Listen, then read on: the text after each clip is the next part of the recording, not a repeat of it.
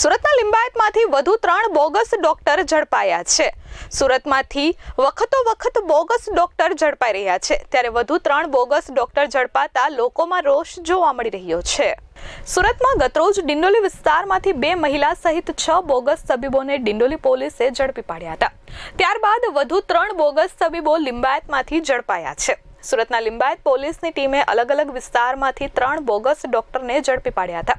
લિંબાયત પોલીસને બાતમી મળી હતી કે અમુક ઇસમો દ્વારા અલગ નામોથી દવાખાનાઓ શરૂ કરી પોતે કોઈ પણ જાતની સક્ષમ ડિગ્રી ધરાવતા ન હોવા છતાં મેડિકલ પ્રેક્ટિસ કરી કોઈ લાયસન્સ કે આધાર વગર એલોપેથી દવાનો જથ્થો રાખી દવાખાનામાં આવતા બીમાર દર્દીઓને સારવાર આપી રહ્યા છે, જેથી પોલીસે ટીમો બનાવી આરોગ્ય વિભાગની ટીમને સાથે રાખી તપાસ હાથ ધરી હતી અને 3 ડુપ્લિકેટ ડોક્ટરોને ઝડપી પાડ્યા હતા।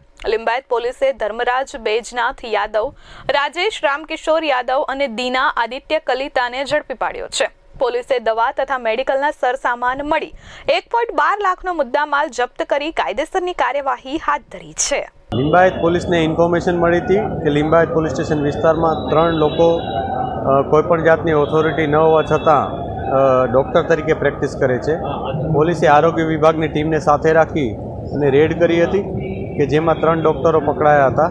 આ 3માં એકનું નામ રાજેશ યાદવ, એક ધર્મેન્દ્ર યાદવ અને એક દીના આદિત્ય કલિતા કરીને છે।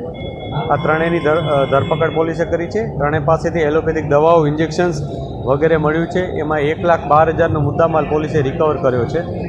આ લોકો પાસે કોઈ પણ જાતની ડિગ્રી ન હતી। એક જે લેડી છે એમાં એણે પોતે પણ નર્સિંગનો કોર્સ કર્યા હોવાનું જણાવ્યું છે અમને। એ પણ અમે તપાસ કરી રહ્યા છીએ કેટલો સમય એણે નર્સિંગ તરીકે પ્રેક્ટિસ કરી છે।